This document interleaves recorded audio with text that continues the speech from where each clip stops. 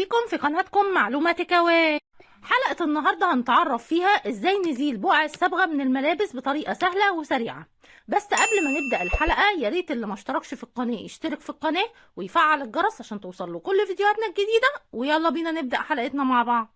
اول خطوة علشان نزيل بقع الصبغة من الهدوم، اول حاجة انا هبقع الملابس بتاعتي ببقعة الصبغة زي ما احنا شايفين كده، علشان نشوف مع بعض ازاي هنزلها في خطوات بسيطة جدا. الخطوة الأولى هجيب طبق وهحطه من تحت بقعة الصبغة زي ما احنا شايفين كده بالظبط.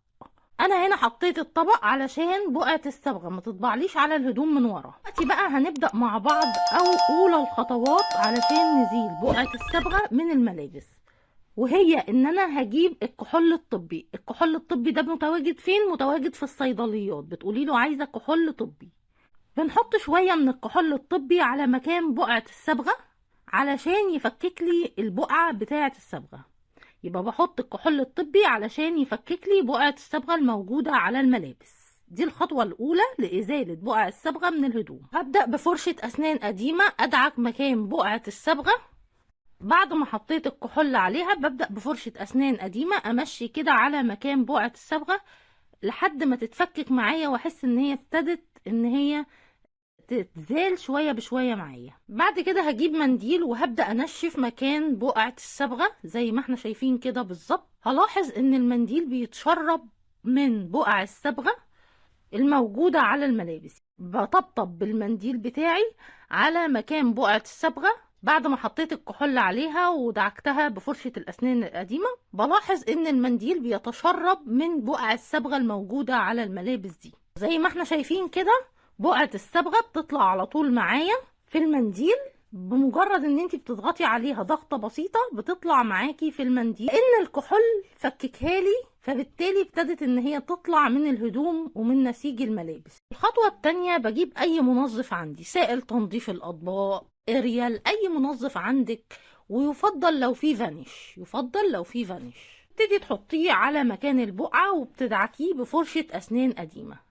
يبقى انا بدلق شوية من الاريال على مكان بقعة الصبغة، ابدأ ادعك بفرشة اسنان قديمة مكان البقعة لحد ما بحس ان البقعة ابتدت تزال تماما من على نسيج الملابس بتاعي. حط شوية من المية على شوية الاريال علشان بس ايه تبللي مكان البقعة. يبقى انا ضفت شوية مية على الاريال علشان تساعدني في ان انا لما اجي ادعك البقعة تبدأ تطلع لي من نسيج الهدوم بتاعتي. ابدأ ادعك مكان البقعة بالاريال بتاعي زي ما احنا شايفين كده بالظبط. يبقى انا بدعك بقعة الصبغة بفرشة الأسنان القديمة وشوية من الاريال بتاعي. ببدأ أدعكها لحد ما أحس إن هي ابتدت تتلاشى وتزال معايا من نسيج الملابس بتاعتي زي ما احنا شايفين كده بالظبط.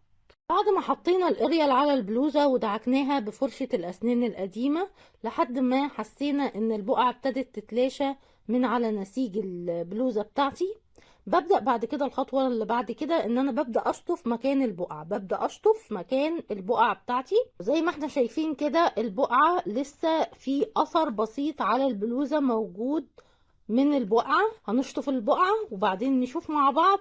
عشان ازيل الاثر البسيط الموجود على البلوزة من اثر بقع الصبغة الموجودة عليها هعمل ايه؟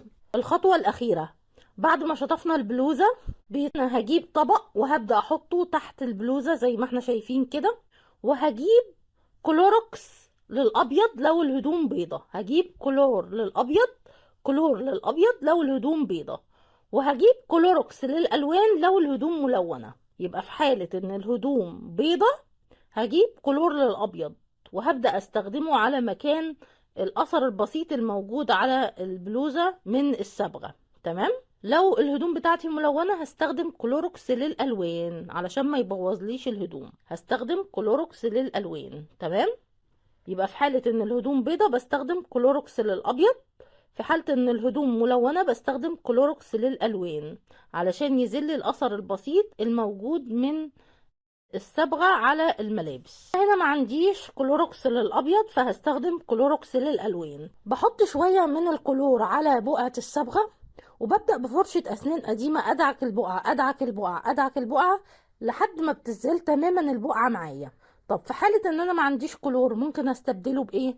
ممكن استبدله بفانيش او ما عنديش فانيش، ممكن عايزة اتخلص من البقع على طول، ممكن استخدم هاربك بدون اي حاجة، بدون اي خطوات خالص.